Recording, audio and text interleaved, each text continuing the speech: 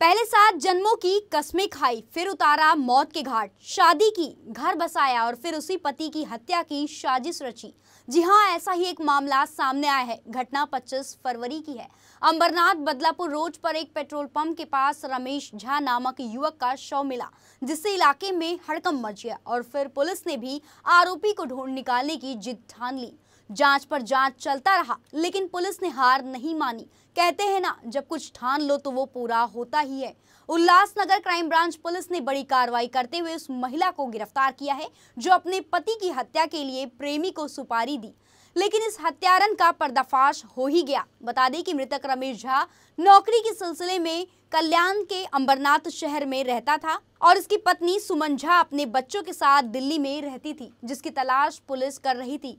अपने मुखबिर से मिली जानकारी के आधार पर उल्लासनगर क्राइम ब्रांच की पुलिस ने 48 घंटे के अंदर हत्याकांड की गुत्थी सुलझाने में सफलता हासिल कर ही ली। मिली जानकारी पर थाने अपराध शाखा के पुलिस उपायुक्त शिवराज पाटिल के मार्गदर्शन में सहायक पुलिस आयुक्त नीलेश सोनावड़े, वरिष्ठ पुलिस निरीक्षक राजू सोनावड़े, राजेंद्र थोरवे, गणेश गावड़े, चंद्रकांत पाटिल ने दिल्ली की निजामुद्दीन रेलवे स्टेशन पर फिल्मी स्टाइल में जाल बिछाया और इस मामले में महिला समेत 2 आरोपियों को धर दबोचा, जिसकी तलाश जारी है। जिसकी तलाश पुलिस लगातार कर रही थी। सुनिए इस विषय पर और क्या कुछ जानकारी है।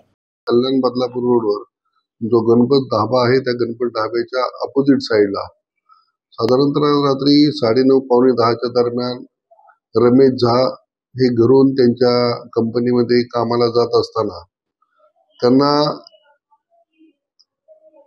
3 ठिकाणी चाकूने वार करून जीवे ठार मारलेलं होतं।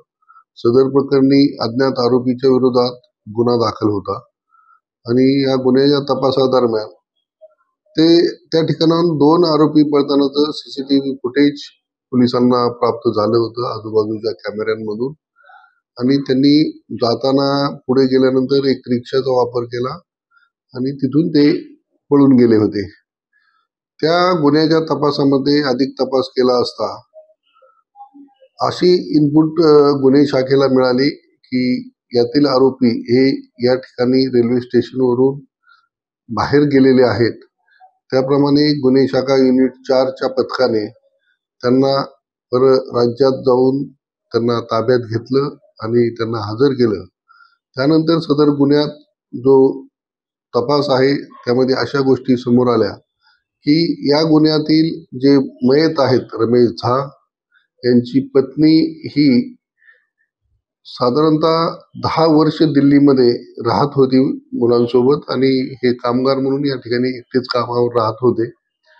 त्या दरम्यान त्यांचं त्या ठिकाणी एका व्यक्तीशी, धर्मवीर गुप्ता नावाच्या व्यक्तीशी प्रेमसंबंध होते आणि त्या प्रेमसंबंध तोडून ही महिला मुलांना घेऊन 2022 मध्ये या ठिकाणी आली आणि त्या प्रेम प्रकरणातून याचा मर्डर झालेला आहे।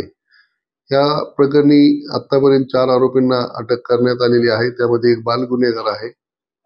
विधी संघर्षग्रस्त बालकाला तिकडे हजर करण्यात आलेले भिवंडीकडे, आणि बाकी 2 आरोपींचा आम्ही काल 5 तारखेपर्यंत पिशार घेतलेला आहे आणि मृतकाची पत्नी सुमन झा जी आहे तिला काल सदर गुन्ह्यात अटक करण्यात आलेले। या गुन्ह्यामध्ये परराज्यातील जे आरोपी आले होते ते अंबरनाथमध्येच एका लॉजमध्ये 2-3 दिवस येऊन राहिले होते। त्या ठिकाणचाही पोलीस तपास करत आहेत। त्या ठिकाणचे पोलिसांनी फुटेज मिळालेले आहेत आणि त्या ठिकाणी ही महिला त्या आरोपींना भेटण्यासाठी त्या ठिकाणी गेल्याचं तपासात निष्पन्न झालं आणि इतर पुरावे जे समोर आले त्यावरून त्या महिलेला कटाच्या गुन्ह्यामध्ये अटक करण्यात आलेला आहे।